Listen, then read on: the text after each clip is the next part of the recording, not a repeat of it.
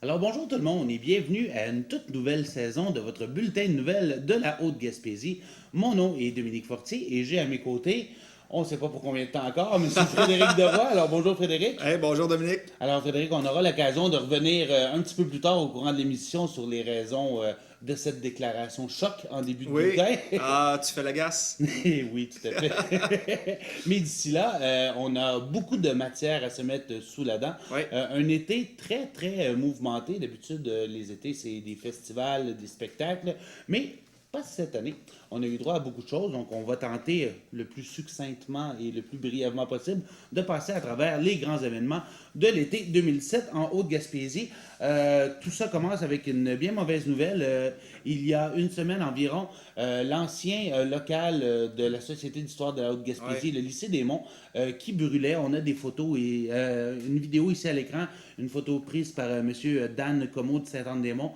Alors, l'incendie a fait rage vers 18h45.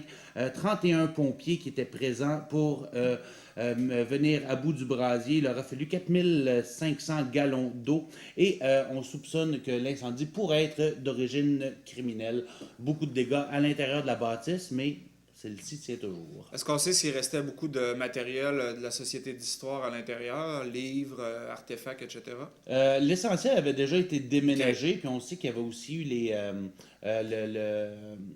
des gens Des espèces de chasseurs de Oui, trésors, là? c'est ça Ouais. exactement, les ramasseux, je me OK. rappelle plus de leur nom. Donc, l'essentiel était déjà parti. C'est au Donc, moins ça. oui, au moins ça. Et on sait que le bâtiment n'était déjà pas en bonne condition. Donc, Non, beaucoup d'infiltration d'eau par le toit, etc. Donc. et voilà, donc ça s'ajoute à la liste des malheurs de ce vieux bâtiment. Ensuite, un autre sujet qui a été à l'ordre du jour pendant tout l'été, c'est évidemment l'enrochement illégal à la rivière Capcha. Oui. Alors, on sait que le conseil de ville avait décidé de procéder elle-même à l'enrochement de la rivière pour éviter des débordements suite aux inondations du printemps dernier. Alors, on a eu des développements dans ce dossier-là. Le directeur des poursuites criminelles et pénales a déposé des Des poursuites, accusations. des Oui. accusations, oui, tout à fait, contre le maire, contre son directeur général, la trésorière et même le directeur des travaux publics. C'est des amendes qui peuvent être très salées, qui vont jusqu'à 120 000 dollars. Alors évidemment, Captcha veut contester le tout, disant qu'ils ont agi de façon urgente.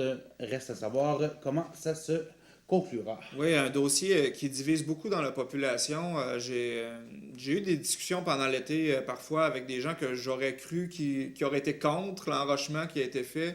Et j'avais des réponses assez nuancées. Donc, c'est pas clair, comme on peut dire. Alors, j'ai beaucoup hâte de voir la suite des choses et aussi comment la rivière va réagir à la prochaine crue, au prochain printemps, si les travaux ont été faits d'une façon à ce qu'il y ait plus d'accidents, de débordements, etc. À Alors, suivre. à suivre, effectivement. Ensuite, un autre sujet qui a fait beaucoup les manchettes cet été, on parlait de nos petits amis, les animaux. Oui. On avait reçu Manon Parent à notre bulletin l'été dernier. Avant l'été dernier, elle nous Oui. parlait de son projet de refuge. Alors, il a coulé beaucoup d'eau sous les ponts depuis ce temps-là. Et Manon Parent a maintenant ciblé un terrain qu'elle voudrait se procurer. Elle cherche 17 000 pour concrétiser l'achat de ce terrain. Elle a l'appui du préfet de la Haute-Gaspésie, Aline Cormier, et de la MRC et du CLD qui l'aide à débuter son projet. Du côté de la ville de Sainte-Anne-des-Monts, Simon Deschênes et son conseil apportent un certain appui, bien que pas financier, mais on l'aide dans ses démarches. Alors, bref, ça pourrait avancer. Et justement, en attendant, ce que Mme Parent nous demandait, c'est les gens qui sont intéressés à devenir des familles d'accueil Oui. temporaires pour des chats. Alors, on voit ici à l'écran l'adorable Tom le chat qui est chez moi actuellement, donc qui est disponible pour l'adoption. Il a été traité contre les mythes, les vers et toutes les hits possibles. Ouais. Donc, puisque ce sont des chats qui ont été récupérés et qui avaient été laissés à l'abandon, ils ont tous été soignés, donc ils sont tous en pleine santé. Donc, Tom se cherche une nouvelle maison, très affectueux, très adorable, très propre. Et je pense que Roger pourrait nous montrer aussi l'autre photo. Oui, voici Whippet adorable. Elle a à peine quelques mois. Elle ronronne comme une véritable tondeuse à gazon. Elle est toujours collée sur nous. Donc, absolument adorable. Elle aussi est disponible pour adoption. Alors, si vous êtes intéressé à adopter l'une ou l'autre de ces adorables petites créatures, vous pouvez téléphoner au 418-763-8126. Oui, ouais, ben, le dossier du refuge a bougé beaucoup cet été en raison aussi de la présence médiatique de ce sujet-là. Donc, on a senti à un moment donné, bon, avec les articles que tu as écrits, et Radio-Canada aussi a publié des articles, à ce moment-là, on a senti une certaine volonté politique émerger de façon très claire. Malgré tout ça, par contre, point de vue du financement, on demandait 2 dollars par habitant sur le territoire et ça n'a pas encore été, ça n'a pas encore été éclairci. Les élus hésitent beaucoup à aller vers cette avenue-là. On sait que taxer de façon supplémentaire, c'est jamais très populaire. Malgré que 2 dollars par année par habitant, ça me semble assez raisonnable, mais on verra la suite des choses. À tout le moins, l'appui politique pour faire cheminer le dossier, là. C'est déjà une bonne nouvelle. Ben, du moins, maintenant, il y a des appuis politiques Ouais. pour Manon, donc c'est déjà un bon départ. On va parler politique, que je sais que t'aimes bien. Oui. Alors, reviendra-t-il pas la saga de Gaétan Lelièvre qui avait été chassé de son parti en raison de billets de hockey qui lui auraient été donnés pour que son gars aille voir les Canadiens à Montréal Ouais. de la part d'un ingénieur de roche. Alors, il avait été chassé par Jean-François Lisée, même si aucune accusation n'a été déposée contre Gaétan Lelièvre. Alors maintenant, est-ce qu'il reviendra? Est-ce qu'il ne reviendra pas? Tes prédictions? Moi, j'ai l'impression que pour la prochaine élection, si le PQ veut le réintégrer, il va se représenter pour le PQ. C'est mon intuition, à tout le moins. Monsieur Lelièvre a un bon appui dans le comté. Et puis, je pense qu'il serait peut-être pas intéressé à y aller d'une façon indépendante pour une élection. Malgré que présentement, à l'Assemblée nationale, être indépendant lui offre quand même Plus de certains lassitude, avantages, hein, oui. Donc, comparativement avec les derniers mois avec lesquels il était avec le parti, un peu plus de temps de parole, un petit surplus de budget pour la recherche et les trucs comme ça. Donc, présentement, on a un député qui a des outils pour travailler et qui est vraiment pas négligé par le système. Par contre, quand on se présente en politique pour une élection, être indépendant, on sait qu'on vote encore beaucoup pour les partis politiques. Donc, être indépendant, c'est pas toujours facilitant pour gagner une élection. Moi, j'ai l'impression que si le PQ le réintègre, il devrait se représenter une autre fois pour les prochaines élections. Le PQ aurait avantage à le réintégrer J'allais parce le que dire, oui. les sondages sont pas très en faveur du PQ au pouvoir, à tout le moins. Et le parti n'a pas le luxe de laisser aller un député potentiel pour son équipe. Exactement, surtout qu'il a déjà fait ses preuves et qu'il a déjà remporté ses élections Oui. avec une bonne majorité. Donc, ça voilà. serait pratiquement une valeur sûre si on le réintégrait pour la Et prochaine élection. malgré toutes les histoires qui tournent autour, M. Lelièvre a tout de suite été dans les médias, a avoué que c'était vrai, a été totalement transparent. Donc, à suivre, mais mon petit doigt me dit qu'on va le revoir avec le PQ aux prochaines élections. D'accord. Mais je peux me tromper. À suivre. Un petit mot brièvement. Le dossier de l'hémodialyse a finalement connu son apogée alors qu'on Oui. a annoncé en grande pompe des chaises dans tous les hôpitaux de la Gaspésie, dont à Saint-Anne-des-Monts. Et simplement pour vous rappeler que c'est ce mois-ci, d'ici la fin du mois, si ce n'est pas déjà fait au moment où on passe en onde, les chaises étaient supposées être installées dès le mois de septembre à Saint-Anne-des-Monts. Alors les gens qui ont besoin de traitement de dialyse pourront se rendre directement à l'hôpital au lieu de devoir aller jusqu'à Rimouski, ce qui est une très bonne nouvelle en soi. Et voilà. La preuve que la pression citoyenne et de ne pas lâcher le morceau, ben, ça porte fruit. Exactement. Cyril Gibault qui avait travaillé très, très fort d'ailleurs sur ce dossier-là. Ensuite, après une année remplie de remous et surtout de moisissures, l'école de Lens semble être en parfait état pour cette nouvelle saison. C'est du moins ce que nous confirme le syndicat des travailleurs de l'enseignement de l'Est du Québec, le STEAK, qui ont un syndicat qui a beaucoup de viande, beaucoup de chair autour de l'os. Alors, ils ont fait les analyses et ils sont satisfaits des travaux qui ont été faits tout au long de l'été. Alors, ils disent que finalement, les enfants et les employés sont en sécurité. Il n'y a plus de traces de moisissure. Les fenêtres ont été changées. On parle de murs qui ont été colmatés. On parle de fuites qui ont été réglées aussi. Des planchers qui ont été changés. On a parfois même fait du nettoyage à la glace sèche. Donc, il paraîtrait que tous ces travaux-là ont finalement porté fruit et qu'on aurait une école potable cette année. Donc, ce que le syndicat reprochait beaucoup, c'était aussi, disons, la lenteur ou la paresse de la commission scolaire à aller vraiment enquêter pour l'école au complet pour qu'une fois pour toutes, on ait l'heure juste. Mhm. Alors, ça a été fait et là, le syndicat est satisfait, donc tout va Alors, bien. pour qu'un syndicat soit Et satisfait, voilà, ça doit être bon. tu m'enlèves les mots de la bouche. Récemment, Captcha célébrait, comme plusieurs autres municipalités gaspésiennes, la commémoration de la grande bataille du Saint-Laurent qui se déroulait il y a 75 ans. On voit ici à l'écran l'historien M. J. Gaétan Côté de Captcha, qui est à l'origine de toutes ces célébrations-là. Tout au long de l'été, on a eu des spectacles, on a eu des expositions, on avait des maquettes de la ville de Captcha d'antan qui a été présentée, on a eu des vidéos qui ont été présentées, parce qu'on parlait aussi de l'anniversaire de l'église de Captcha. Donc, toutes ces célébrations-là ont été faites par ce vénérable monsieur, quand même de 86 ans, qui a tenu à bout de bras toutes les célébrations pendant l'été. Et ça s'est culminé par cette parade avec le corps de cadet 3030 de Gros-Morne. On voit à l'arrière aussi M. Alain Cormier et juste à côté l'ambassadeur du... non, c'est tout à fait faux, c'est sur l'autre photo d'avant. Là, ici, on voit des vétérans.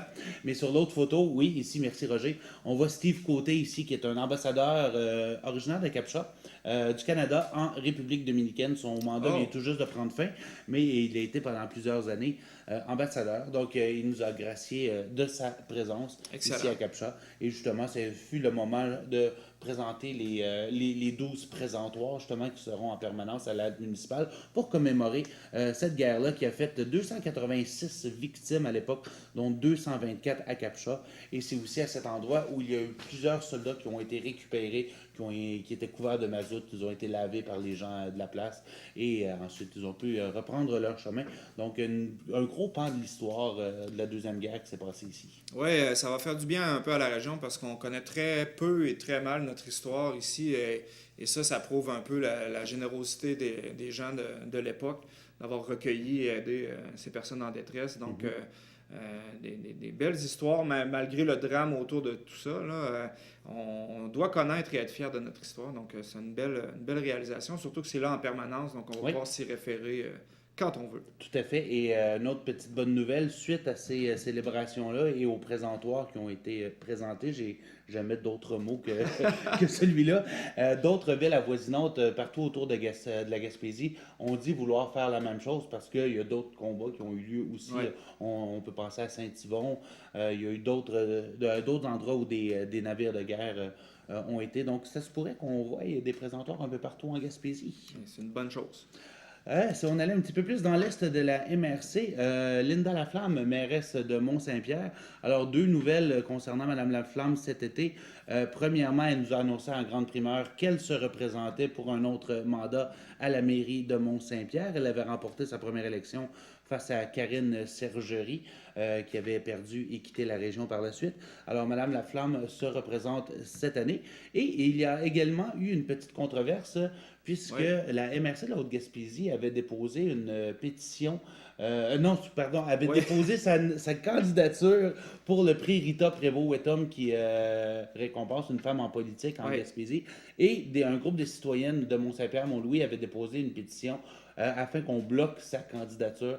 Alors, Linda Laflamme s'est très déçue de voir une telle action, surtout faite par des femmes. Et au final, bien, la candidature ne se sera jamais rendue à la table de concertation. Donc, tout ça aurait été un coup d'épée dans l'eau, puisque candidature, il n'y aura pas eu. Et voilà. Donc, on se souvient que Mme Laflamme a eu quand même un 4 ans assez mouvementé. Par contre, dans les derniers temps, ça semble plus tranquille. Donc, peut-être que l'expérience a fait que la machine roule plus rondement. Mais on verra. Prochaine élection, ça s'en vient. Donc, ça Oui, sera à suivre. oui, il risque d'avoir beaucoup de changements dans les prochaines élections, justement. Peut-être bien. L'aréna Girobert-Lévesque, lieu de prédilection pour tous les petits patineurs en herbe de la Haute-Gaspésie, alors va changer drastiquement d'allure et change actuellement drastiquement d'allure. On refait toute la devanture. On voit ici à l'écran les plans les plans de la nouvelle aréna. Donc la porte va changer de côté. Elle sera maintenant du côté gauche. Et on peut voir aussi sur l'autre photo. de la façon que c'est installé, bien, on n'aura plus le vent dans le visage, donc ça sera plus facile. Ça sera des... On m'a parlé de porte coulissante, je ne sais pas si c'est bel et bien le cas, ça donne pas cette impression-là sur la photo, mais ça reste à confirmer. Mais bref, les travaux devraient être prêts d'ici janvier 2018. En même temps, on refait évidemment tout le système de réfrigération Oui. et toute la devanture à l'intérieur, là. Donc, les toilettes vont être plus accessibles parce qu'on Ouais. s'entend que même moi, à mon poids, j'avais de la misère à rentrer dedans. Pour les utilisateurs de l'aréna, les salles de bain qui datent probablement de la construction Sûrement. initiale du bâtiment étaient vraiment rendus là dans la vie de se faire, disons, refaire faire une beauté et Mhm. une toute autre organisation là, de l'espace. Oui, Donc, c'est une oui. très bonne nouvelle. Espace, c'est dans le mot-clé ici, Oui, là. oui, c'était assez petit. Et pendant ce temps, les petits patineurs artistiques et les hockeyeurs peuvent aller à l'aréna de Capcha. Il y a une entente Oui, et tout le monde peut aller s'entraîner au centre Claude Jourdain de Capcha pendant ce temps. ça, c'est une excellente nouvelle. On prend 2 secondes que Capcha et Saint-Anne se soient entendus. Pendant qu'un fait les rénovations, les clients vont aller à l'autre aréna et vice-versa. Donc, c'est une très belle façon de travailler. Je suis fier de nos deux maires qui ont dû travailler fort pour arriver à cette entente. Et petite anecdote, juste pour nos auditeurs à la maison, lorsque Simon Deschaines et Michel Gosselin et sa délégation se sont déplacés à Capcha pour aller rencontrer le maire Landry pour discuter justement de cette Oui, option-là, le maire Landry de dire à M. Deschaines, c'est la première fois depuis des années, depuis le début de son mandat, lui, qu'il voyait des gens de Sainte-Anne venir les rencontrer à Capcha au lieu du contraire. Donc, wow! Alors, ben, un beau geste. un beau geste. Bon, Et ben, ouais. tout à fait. Ça s'appelle de la diplomatie, mon cher Et ami. voilà. Et après Rimouski et Matane, nous voilà justement autour de Saint-Anne-des-Monts d'être séduite par l'idée d'un budget participatif. Oui. Alors, qu'est-ce que ça mange en hiver, un budget participatif, mon cher Frédéric? Alors, c'est des sommes qu'on réserve à un projet qui va être choisi, ben, qui va être en premier lieu mis par des citoyens. Donc, on va proposer des projets par les citoyens. Ensuite, les citoyens vont choisir un de ces projets-là. Et en bout de ligne, le projet qui aura le plus de votes va pouvoir utiliser les sommes pour mettre en place le projet, mais le citoyen va participer jusqu'à la conclusion du projet. Ce qui fait que le citoyen ou le groupe de citoyens qui porte le projet va se rendre compte qu'il faut rencontrer plusieurs personnes et plusieurs embûches, plusieurs obstacles et que c'est pas long pour rien Mhm. mettre en place quelque chose de nouveau. Donc ça donne une bonne idée aux gens de c'est quoi le travail d'un élu, par exemple, ou de quelqu'un qui est dans la fonction publique pour mener des projets à terme. Et ça fait aussi qu'on intéresse beaucoup les gens à la politique Oui, municipale parce que là, ça devient participatif, justement. Et, euh, et ça nous assure aussi d'avoir des projets qui viennent de la base, de la population. Donc, c'est une très bonne idée. Et Matane a commencé ça a bien fonctionné. oui, Alors, je vois pas pourquoi on ne serait pas capable, nous aussi. exactement. Et justement, petit clin d'œil à Matane, eux, c'était des jeux d'eau qui ont été installés au Parc des Îles. Et on a pu en profiter cet été. Et Ouais. déjà, la deuxième phase a été enclenchée. Et on parle déjà de plusieurs projets différents. Ça peut être justement l'aménagement de jeux dans un parc, une surface synthétique Mm. pour jouer au soccer, un parc de skateboard. Donc, les idées sont vraiment très ouvertes tant que ça serve l'intérêt général. Et voilà, donc ça ne peut pas être un projet qui se focus sur une nouvelle entreprise ou quelque chose du genre. Ça doit être pour la communauté. Exactement, tout à fait. Et on reste dans le monde municipal. À Capcha, on a annoncé qu'on changeait de mode de scrutin pour les prochaines élections municipales. Alors, ce changement concerne l'élection des conseillers municipaux Mhm. qui se fera dorénavant par suffrage universel au lieu de par district. Lors de la dernière élection, les Capchatiens étaient invités à voter pour un maire et un conseiller dans le district qu'ils habitaient. Maintenant, avec le scrutin par suffrage universel, les citoyens seront appelés à voter pour le maire et l'ensemble des conseillers des 6 sièges. C'est-à-dire que les Capchatiens auront des X à faire sur 7 bulletins de vote, en plus de voter pour leur préfet. Cette décision d'opter pour l'un ou l'autre des deux modes de scrutin est laissée à la discrétion de toute municipalité ayant moins de 20 000 habitants. Alors, Capcha avait essayé les deux. On a essayé par district à la dernière élection. On n'a pas aimé ça parce que le beau-frère qui habite dans la rue d'à côté ne pouvait pas voter pour toi. Donc, on a décidé de revenir à la bonne vieille méthode. C'est une bonne façon de résumer les choses, mais comme c'est une petite municipalité, je pense que ça permet aux gens de choisir leur équipe de travail. Donc, et c'est totalement légal. Donc, Et voilà. ils avaient le choix, ils ont pris une décision, et voilà. Et ça sera applicable En novembre. Dès novembre. Voilà, merci. L'homme politique et fondateur du Centre Explorama à Sainte-Anne-des-Monts, le docteur Charles-Eugène Marin, est décédé cet été à l'âge de 91 ans. Alors, Charles-Eugène Marin, pour ceux qui seraient moins familiers avec lui, on le voit ici à l'écran accompagné de Jean-Pierre Pigeon. Oui. Alors, Excellent choix de photo, Dominique. Oui, alors Jean-Pierre Pigeon, alors que sa chevelure était plus garnie. Et monsieur Marin, on le connaît comme maire de Saint-Anne-des-Monts. Il a également été député fédéral. Il a apporté beaucoup de choses. Simplement faire une petite liste des choses qu'il a accomplies qu'on ne serait peut-être pas au courant. On parle évidemment de l'ouverture du centre Explorama. C'est également lui qui a implanté le centre L'Escale destiné aux personnes prises avec des dépendances. C'est également à lui qu'on doit les premiers balbutiements de l'aéroport de Saint-Anne-des-Monts. Il a ramené pas moins de 279 millions de dollars d'investissement dans le comté de Gaspé. Il fut aussi impliqué dans le site Mary Travers, le parc Forillon, les établissements de santé à Chandler, Grande-Vallée, Gaspé et Sainte-Anne-des-Monts. Donc, il y a eu un impact majeur à l'époque pour les gens d'ici. Et en terminant, même une fois décédé, il a continué à faire du bien puisqu'il a légué 200 000 au centre Exploramer. Alors, un petit cadeau d'adieu pour la structure, le musée qu'il a créé. Oui, pour son bébé. Un beau leg pour une de ses créations. Et voilà, exactement. Et un drame qui a secoué la Haute-Gaspésie cet été, c'est évidemment le décès de Mike Gagnon et de la petite Daphné Lévesque qui ont été emportés par la rivière Sainte-Anne. Alors, un drame épouvantable qui a été très couvert par tous les médias de la région. Alors, c'est un bête accident. Mike Gagnon et la petite Daphné qui ont été emportés par le courant alors que Mike tentait de porter assistance à quelqu'un dans la route de Saint-Joseph-des-Monts. Le courant était beaucoup trop fort. Heureusement, les deux ont été retrouvés. Mike a été retrouvé le lendemain, la petite Daphné quelques semaines plus tard. Et il y a même un site de commémoration qui a été installé tout près du lieu de l'accident pour que la famille et les amis puissent aller se recueillir.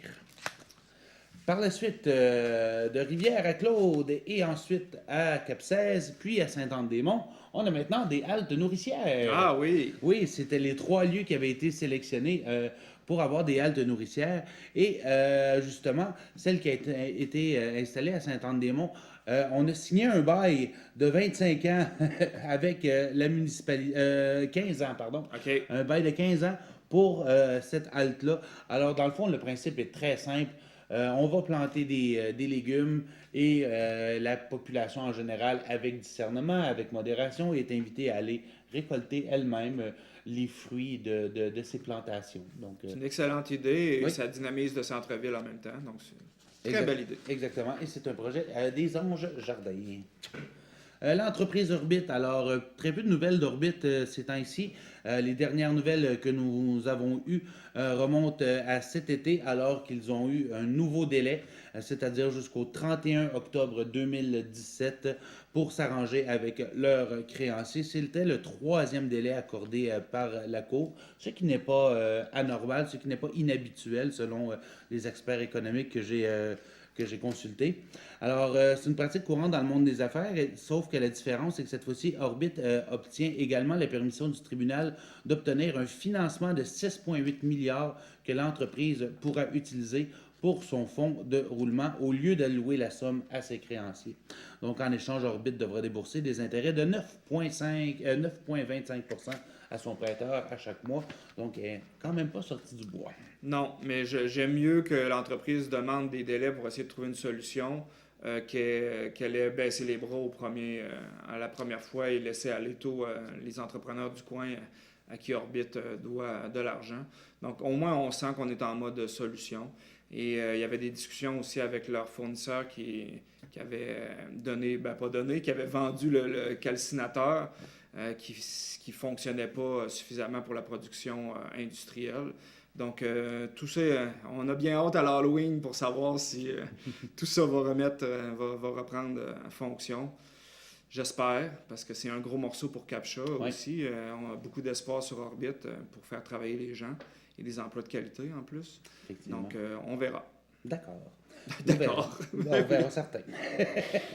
L'organisme gouvernemental Pêche et Océan Canada a commandé les travaux de réfection du quai de Saint-Anne-des-Monts, mais est très insatisfait par le résultat. Je pense que peu importe qui a été sur le quai de Saint-Anne-des-Monts a pu voir les résultats et bien des gens se posaient la question, est-ce qu'il y a eu des travaux tout Ouais. simplement? Est-ce que c'est terminé? Ouais. Qu'est-ce qui manque à faire? Parce que la surface, un peu comme granuleuse, se défait. Mhm. Non, c'est loin d'être satisfaisant. Ouais. Oui, et justement, Pêche et Océan Canada n'a pas tardé à retourner mes appels. Et je vais vous citer la porte-parole, Karina Laberge, qui parlait d'une situation inacceptable. Elle dit Nous n'acceptons pas ces travaux. Je crois que tout le monde a vu comme nous le résultat. Nous avons attendu la période de 21 jours nécessaire pour laisser reposer le revêtement après la fin des travaux en juin, mais force est de constater que le résultat est insatisfaisant. Alors, ils savent ce qu'on veut, explique Karina Laberge. On leur a signifié notre insatisfaction et nous attendons maintenant leur proposition. Nous souhaitons que les travaux reprennent dès le retour des vacances de la construction. Là-dessus, Moi, on j'ai n'a pas pas vu vu. d'activité Non. de réparation sur le quai depuis ce temps-là. J'ai parlé avec Marc-Antoine Charlebois ce Oui, matin, le président du conseil d'administration de la Marina, et il dit toujours être sans nouvelles de l'entrepreneur. Donc, c'est le silence radio sur le quai. Donc, on ne sait pas quand les travaux pourraient reprendre. ouais. Ben, avec tous les efforts que l'équipe locale met à entretenir la marina et le quai, j'ose espérer qu'on ne se fera pas avoir dans cette histoire-là. Parce Idéalement. qu'on a attendu longtemps la réparation du quai. Effectivement, tout à fait. Un autre dossier qui a attiré beaucoup notre attention cet été est le dossier de crustacés des monts. Alors, on sait qu'il y a eu des fermetures, suspension d'agrément, on a réouvert, on n'était pas certain, on refermait, la directrice disparaissait dans la nature. Et finalement, les frères Langlois, Jean-Guy et Bertrand ont repris ça en main. Et les OK. dernières nouvelles qu'on avait, c'est que ça fonctionnait quand même assez bien. On avait réussi à avoir des employés qui étaient revenus au travail. Il y a des bateaux qui accostent à l'occasion. Peut-être pas au niveau espéré, mais puisqu'on avait perdu beaucoup avec la Ouais. fermeture, il faut recommencer en bas de l'échelle. Donc, tout a recommencé à rouler. Il semble y avoir une belle volonté aussi de la part des frères Langlois de faire rouler à nouveau cette entreprise-là. Alors, on ne peut que leur souhaiter du succès. Ouais, en espérant que la prochaine saison, l'année prochaine, tout redémarre à temps. Exactement, oui. Dans un monde idéal, oui. Mais oui. Le 18 juillet 2017 restera marqué longtemps dans la mémoire du jeune maire de Saint-Anne-des-Monts, Simon Deschênes, qui a accompagné le premier ministre du Canada, Justin Trudeau, mon Eh cher oui, Frédéric. ben oui, chanceux. Alors, c'était une rencontre qui se faisait dans le parc Forillon et Justin Trudeau voulait des guides locaux. Alors, on les voit ici à l'écran. On voit Sophie dans toute sa splendeur, la première dame. On voit également Simon et Justin Trudeau. Alors, ils ont eu l'occasion de s'entretenir pendant un petit peu plus d'une heure et au dire même du maire de Saint-Anne-des-Monts, il pense avoir fait bonne impression. Il dit du moins maintenant, Justin Trudeau va pouvoir localiser Saint-Anne-des-Monts sur la map. Donc, ça ne peut qu'être positif d'avoir le premier ministre du Canada dans ses bonnes grâces. Eh oui, dans sa liste de contacts. Et c'est un peu ça aussi la politique. Des fois, on a à faire des rencontres qui ne sont pas nécessairement des rencontres de travail, mais de relations humaines. Mhm. Et on a eu la chance que notre mère, à nous, elle rencontré Monsieur Trudeau. Et voilà. Alors, en autant que c'est ça, qu'il ne nous oublie pas dans ses bonnes prières. Plusieurs citoyens de la Haute-Gaspésie ont observé une recrudescence de papillons de la tordeuse de l'épinette cet Oui. été. Alors, je pense qu'on va pouvoir voir l'image à l'écran. Ça, c'est un sac à poubelle que Mme Claudette Robinson avait ramassé à la martre cet été, juste sur son terrain. Ah, c'est assez incroyable. C'était assez incroyable. C'était des. Même ici, chez nous, à Capcha, il y en avait beaucoup. Mm. On en a vu à Saint-Anne-des-Monts. J'avais vu une vidéo d'Élise Lepage. Ouais, des framboisiers Ouais, qui, sur le coin de sa grange, on aurait pu pelleter. exactement. Donc, c'était quand même une belle infestation. Ouais. Ça a pris un petit peu les gens par surprise. Mais on parle d'un phénomène qui est dur à enrayer, puisque plus les papillons s'attaquent aux arbres et plus ils les laissent dans un état de décomposition, mais ils doivent par la suite se déplacer vers d'autres proies. Et chemin faisant, ben, Ouais. on prend une petite pause chez les gens. Je pense que ce qui a pris les gens par surprise beaucoup, c'est que pendant plusieurs semaines, on s'est fait réveiller à 4 heures du matin par des avions qui arrosaient. Alors, on avait l'impression que cette année, on n'en verrait presque pas parce qu'il y avait de l'arrosage. Mhm. Et non, un n'a pas amené l'autre. On a eu et l'arrosage et les Et papillons. voilà. Donc, un été difficile pour la tordeuse. Oui, parce que les avions contiennent, mais n'éradiquent Ouais. pas ce qui est déjà. C'était une bonne saison. Oui, tout Il à faudrait fait. apprendre à faire quelque chose avec les papillons. Oui. Ça se mange peut-être. Je vais te laisser le plaisir de découvrir ça. Si Ouais, tu on, veux bien. on devient assez fort en gastronomie en Haute-Gaspésie. Peut-être qu'on pourrait apprêter le papillon de la tordeuse. Reste à voir. Je sais pas. Alors, sur ces paroles Oui. sages, mon cher Frédéric, Oui. on prend une courte pause et on vous revient avec la suite de notre rétrospective de l'été 2017. Ça, c'est ma jambe quand j'avais 3 ans, 4 ans. Ben,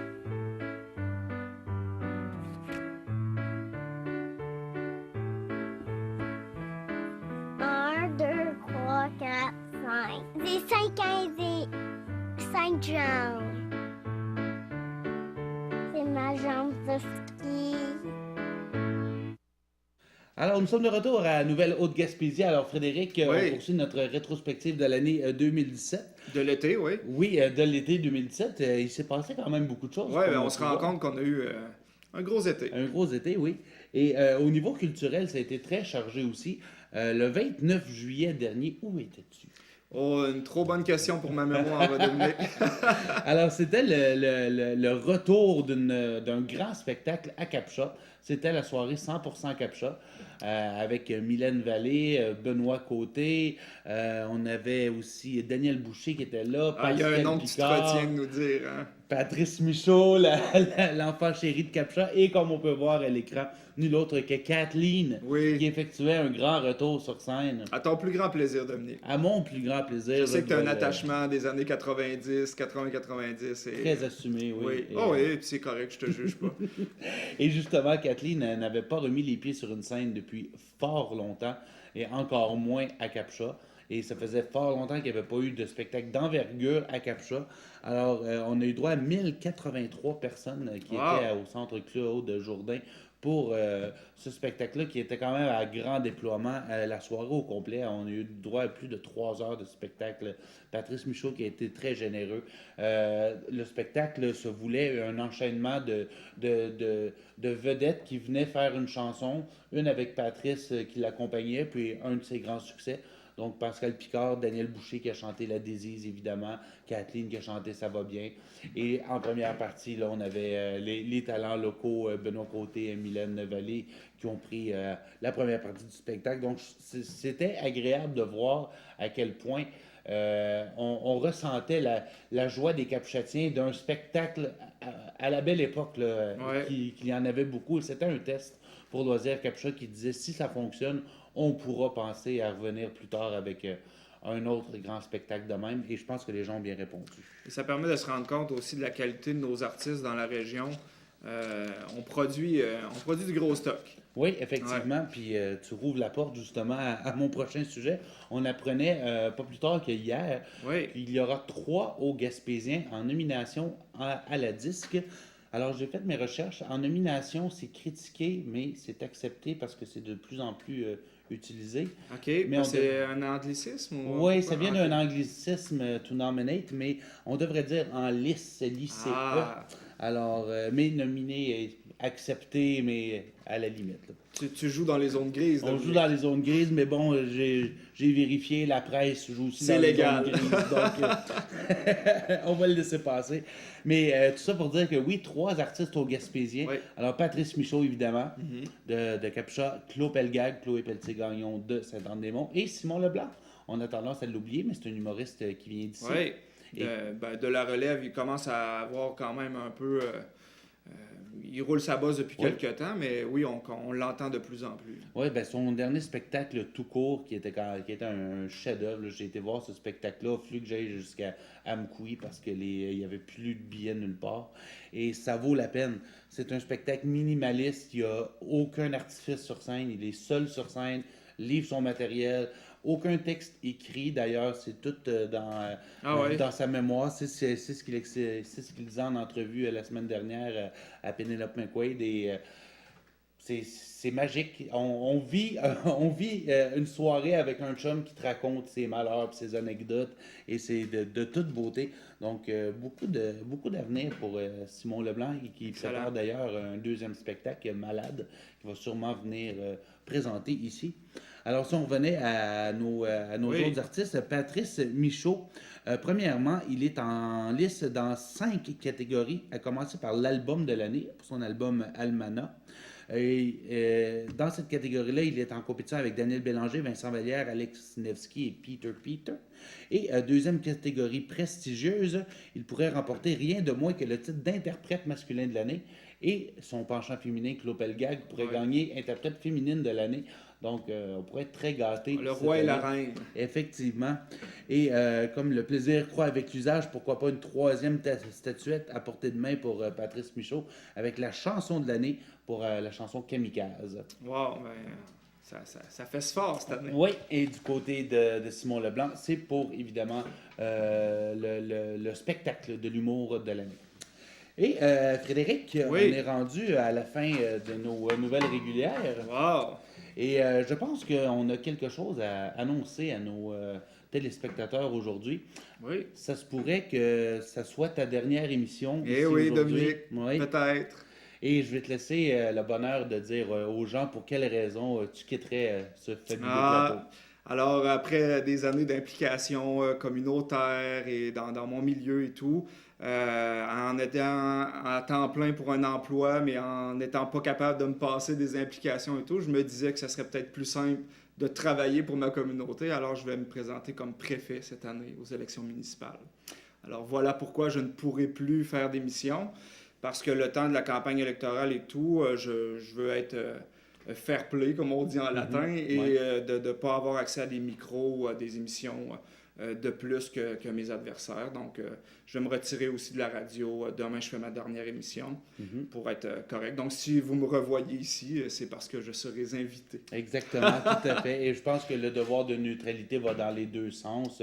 Je pense que ça ne serait pas juste pour moi, en tant que journaliste, de te donner une exposition hebdomadaire. Alors, je pense que c'est la bonne chose à faire. Mais si on revenait sur le choix de te lancer à la préfecture, pourquoi pas justement comme conseiller municipal ou comme maire? Pourquoi avoir choisi la préfecture?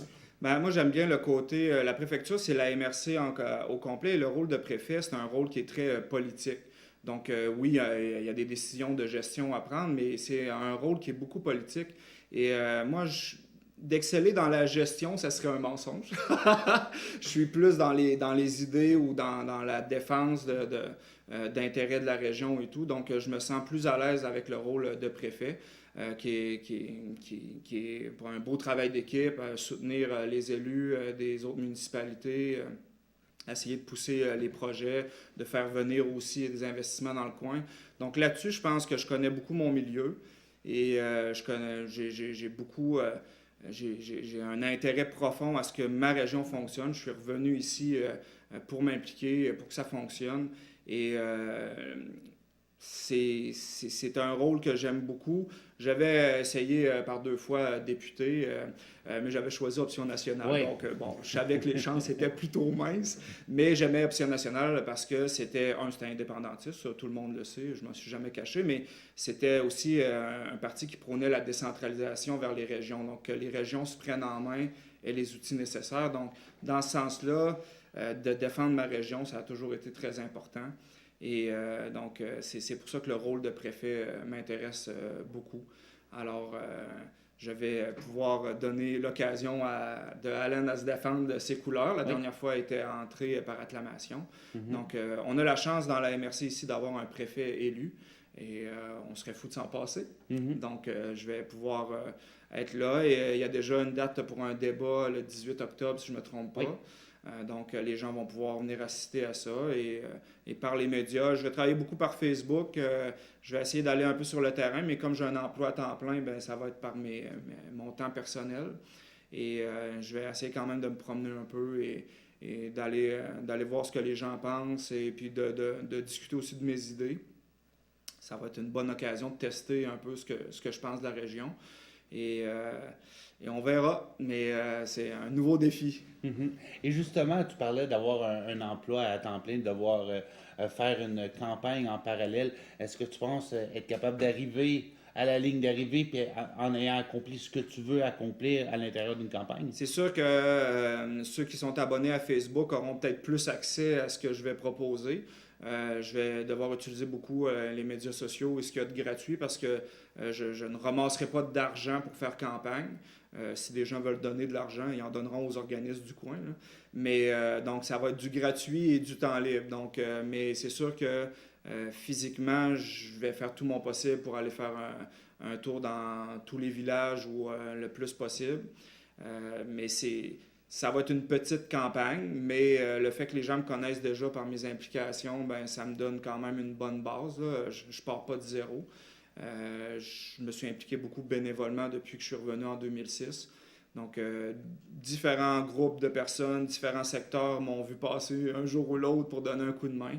Donc, là-dessus, ben, je ne m'assois pas là-dessus, mais je sais qu'au moins j'ai une base, que les gens connaissent un peu mon nom avec les émissions de télé et de radio que je fais depuis quelques temps. Donc, ça va être une campagne qui va être, c'est ça, à temps partiel, mais les événements organisés comme les débats et tout, là, je vais être présent, ça c'est sûr. Et lorsqu'on parle du rôle de préfet en tant que tel, qui est beaucoup des jeux de coulisses d'appeler un ministre ou d'appeler un directeur d'entreprise pour tenter de les convaincre d'investir ici, est-ce que c'est un rôle dans lequel tu es à l'aise, tout ce qui se passe en arrière des caméras, là? Ouais, ben oui, on sait que j'adore les caméras. Si c'était ça ta question. C'est sûr que publiquement, j'ai aucune gêne à sortir devant les caméras avec un micro, peu importe. Ça, c'est une facilité qui est à mon avantage et qui est à l'avantage du rôle de préfet aussi, d'être très à l'aise devant les caméras. Mais ça, j'ai pas de longueur d'avance sur M. Cormier, on s'entend, lui-même étant un expert de l'image. Effectivement. Mais j'ai toujours été quelqu'un qui travaille bien en équipe, qui est capable d'avoir des relations de travail ou en tout cas des discussions avec des gens qui ne sont pas nécessairement de mon opinion.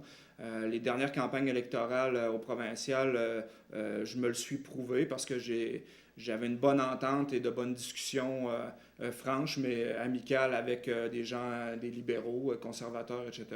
Donc, je suis capable de comprendre c'est où mon rôle et qu'est-ce que je défends. Donc, mais à partir de là, il faut trouver des solutions gagnant-gagnant pour tous les dossiers qu'on aura à travailler. Tous les dossiers. Donc, oui, en coulisses, je suis capable de bien travailler en équipe sans problème avec toutes sortes de gens. Je suis pas... un ministre ne m'impressionne pas dans le sens, je dis pas ça d'une façon hautaine, mais je veux dire, c'est un être humain comme moi et comme toi, Dominique. Nous sommes des humains. Alors, le but, c'est tout le temps d'aller chercher la meilleure solution possible, du gagnant-gagnant. Et quand on a à travailler avec une situation X, d'être résilient, mais de trouver des solutions. Donc, là-dessus, je pense que je suis quelqu'un qui est agréable à travailler parce qu'on travaille pour que ça fonctionne. Donc, là-dessus, je n'ai pas d'inquiétude. Je pense que je serai un bon défenseur de ma région sans pour autant être cassant ou agressif avec les gens avec qui on travaille. Et comment on réussit à être le préfet de tout le monde lorsque, évidemment, ben, toi, tu habites à Sainte-Anne-des-Monts. Comment on fait pour convaincre un électeur de Madeleine de dire je suis la personne pour la job? Ouais. Ben, j'aime beaucoup la région en général, puis chaque ville et village de la MRC, je trouve, a des attraits ou des acquis qui sont intéressants. Moi, je vais aussi beaucoup, j'aimerais beaucoup travailler avec les comités de citoyens qui sont déjà en place, les comités de développement. Il y en a déjà dans plusieurs villages. Ceux qui n'en ont pas, ça serait à créer. Mais pour être sûr qu'avec le comité de citoyens et les élus de la place, on puisse travailler leur dossier, ce qui leur tient à cœur et tout. Comme j'ai dit tantôt, moi, je suis un gars d'équipe, puis sachant que je représente une MRC, donc ça serait très important pour moi de ne pas avoir de parti pris et tout. Il faut être conscient que la majorité de la population est quand même à Sainte-Anne-des-Monts, donc c'est sûr que Sainte-Anne-des-Monts a un poids de plus que les autres municipalités, mais ça ne veut pas dire que les dossiers qui sont de l'Est sont moins importants. Puis je pense qu'il y a encore beaucoup de travail à faire dans l'Est pour continuer le développement, puis d'être sûr aussi de garder les citoyens en place et de peut-être en attirer d'autres, parce qu'il y a des villages qui ont plus de difficultés. Si on pense à Rivière-à-Claude, où il n'y a plus une énorme population, puis point de vue commercial aussi, c'est un peu tranquille. Donc, il y a des villages qui ont du potentiel de reprise, mais il faut travailler avec les gens de la place et pas imposer des idées. Moi, je crois beaucoup que les idées proviennent de la base parce que c'est eux qui habitent là, ils ont le pouls du terrain. Donc, faut prendre son gaz égal, je pense, comme préfet, être conscient de son rôle, mais on est là pour représenter les gens puis aider les gens à développer leurs projets. Donc, ce que j'aime aussi, c'est ça, du rôle de préfet, c'est de pouvoir aller avec les projets de tout un chacun sur chaque municipalité, puis de les aider au maximum à rencontrer les bonnes personnes, à leur donner le plus de ces contacts possibles et de les aider à ce que ça chemine. Et on rentre actuellement, bien dans quelques jours, dans la période officielle Ouais. de mise en candidature qui durera un mois. Ensuite, il y aura la campagne électorale. Ouais. Alors, il n'est pas encore trop tard pour les gens qui veulent se présenter aux différents postes de maire, aux différents postes Ouais. de conseiller.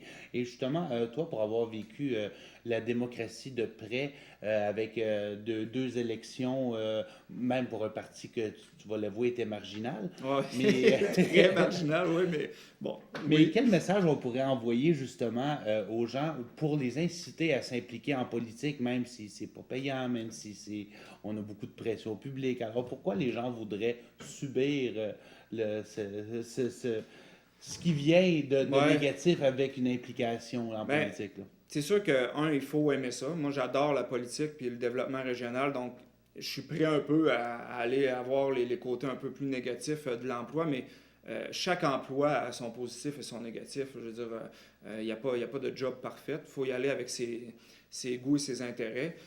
Par contre, si personne s'implique, de qualité, bon, c'est peut-être pas de la meilleure façon de le dire, mais on se retrouve avec ceux, des fois, qui ont un intérêt personnel, qui vont aller chercher un poste parce que personne d'autre s'est présenté, alors qu'il y a des candidats potentiels très intéressants sur le terrain. C'est sûr que c'est une grosse décision parce que ça prend du temps personnel. Oui, il faut apprendre à un moment donné à se faire peut-être une carapace parce qu'on ne peut pas avoir l'unanimité, jamais. Chaque décision, on va avoir peut-être une majorité qui vont l'approuver, mais il peut y avoir une minorité de personnes, mais bien structurées ou qui parlent très fort, qui ne seront pas d'accord et qui vont pouvoir vous mener la vie dure. Mais ça fait partie de la game. Et, tu sais, plus il va y avoir de gens avec un bon potentiel ou avec des bonnes raisons de se présenter en politique qui vont faire le saut, ben plus nos représentants vont nous ressembler et on va être satisfait de la politique. Si on laisse aller la politique, ben, la nature a horreur du vide et les postes vont être comblés pareil, mais peut-être par des gens qui ont un intérêt X ou qui sont peut-être pas assez compétents pour livrer la marchandise.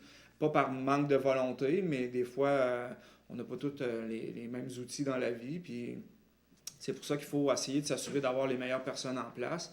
Et des fois, il faut se dire, ben, si je regarde autour, je pense que je suis dans les bonnes personnes qui pourraient se présenter. Là, je parle pour moi, mais il y en a plein d'autres qui peuvent se dire ça. Mais même que souvent, la formation, il n'y en a pas en tant que telle avant de faire le saut en politique. Ouais. Donc, des élus municipaux arrivent en poste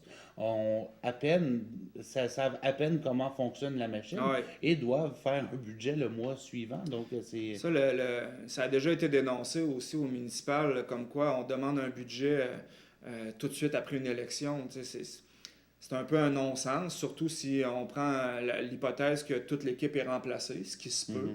Mhm. Oui, ça peut être difficile pour une municipalité de se revirer de bord. Par contre, il ne faut pas oublier que, bon, ici à la MRC, à Saint-Anne-des-Monts, dans d'autres, il y a des directeurs généraux qui sont là, qui connaissent la place, comment ça fonctionne, donc qui peuvent orienter et expliquer aussi aux nouveaux élus comment ça fonctionne et qu'est-ce qui se faisait avant. Les élus vont être là pour les idées, pour les orientations, mais il reste qu'il y a des lois, il y a des façons de faire dans chaque municipalité puis au Québec qu'on ne peut pas faire n'importe quoi non plus. Mais je pense qu'un nouvel élu, on doit être humble puis accepter d'apprendre et de prendre son temps avant de prendre des grosses décisions, mais d'être quand même capable d'être ouvert aux suggestions pas parce que la population nous élit qu'on est automatiquement ultra compétent pour le poste. Il faut accepter qu'on a des choses à apprendre. Oui, je pense que ça serait la même chose si tu devenais préfet demain matin, il y aurait quand même des choses Ah ouais, mais c'est officiel que j'ai des choses à apprendre. Tout comme chaque élu, à la première fois qu'il est rentré dans un poste X, a dû apprendre des choses. Et comme quand on commence un nouvel emploi, moi, je me souviens, je suis sorti du cégep en graphisme, j'ai commencé à travailler, puis je me suis rendu compte que je ne savais pas grand-chose finalement, même avec une préparation collégiale. Le marché du travail a continué à me former pendant plusieurs années. Donc ça, c'est l'expérience. Mais peu importe l'emploi, on doit commencer à quelque part. Mais j'ai quand même développé une bonne base de par mes implications passées. Et je suis assez confiant de pouvoir faire la job comme du monde. Puis sans rentrer justement dans toutes les idées, parce qu'on va Ouais. laisser le temps à la campagne de se faire, Ouais, ben oui. mais juste d'une façon générale, de quoi la MRC de la Haute-Gaspésie a le plus besoin selon toi? Ben, moi, c'est sûr qu'on a chacun nos visions. Moi, la Haute-Gaspésie, qui est un milieu maritime exceptionnel, quand on sort en bateau et qu'on voit nos paysages, on se rend compte qu'on a une région qui est de toute beauté. Mais il faut se retrouver aussi. Pourquoi la Haute-Gaspésie est là? Qu'est-ce qui a fondé? C'est quoi notre ADN? Puis on doit reculer un peu puis se rendre compte que la pêche, la forêt, c'est des choses qui font partie de notre ADN et qui sont plus nécessairement en contact avec nos jeunes. Il y a des jeunes qui vont faire tout le processus scolaire puis partir au cégep sans jamais avoir eu de contact avec le monde de la pêche ou le monde maritime ou le monde de la forêt, des trucs comme ça. Et notre région, on n'est pas une région urbaine, on est une région maritime avec aussi la forêt et tout. Donc, le but, moi, je vais être très sensible et je vais pousser beaucoup pour tous les dossiers qui touchent le maritime, la pêche, mais aussi toute la vie maritime de la région et aussi tout ce qui touche à la forêt. On sait qu'il y a une crise du bois d'œuvre présentement, mais il y a plein de choses. On est rendu avec la nanotechnologie, avec le bois, tu sais. Donc, jusqu'à où on peut aller chercher des nouvelles choses à exploiter avec la forêt. Et l'agriculture, ben moi, ça me touche beaucoup parce qu'on est en train de développer un créneau incroyable avec la gastronomie en Haute-Gaspésie. Alors là, il faut s'assurer qu'on y a de la terre à l'assiette, mais qu'on ait un bon plan de match sérieux et qu'on développe notre agriculture aussi d'une façon à ce qu'on utilise le moins chimique possible. Donc, peut-être pas possible d'aller chercher une certification bio pour tout le monde, mais à tout le moins d'avoir une agriculture qui est à échelle humaine, qui est très propre, pour se développer un créneau de gastronomie qui donne envie ailleurs, là, qui donne envie de venir en Haute-Gaspésie parce que on sait qu'on va goûter des produits qui ont poussé en Haute-Gaspésie d'une façon éthique, d'une façon propre, puis qu'on a des saveurs particulières là, pour la région. Ben, je Donc, pense qu'avec ça, tu prêches déjà une chorale de plus en plus convertie, oui, même ici en Haute-Gaspésie. Oui, puis ça c'est pas que ça se fait pas déjà, ça se met en place, c'est là, et il faut surtout pas échapper le ballon ou le prendre à la légère. Donc là, il faut structurer notre développement là-dessus d'agriculture et de gastronomie. Nos restaurants doivent le plus possible utiliser les légumes qui poussent ici. Tu sais, tous les restaurateurs qui utilisent des desserts qui sont déjà faits. Il y a des restaurateurs qui font leurs propres desserts, mais il y a d'autres qui vont acheter à l'extérieur leurs sauces, leurs desserts.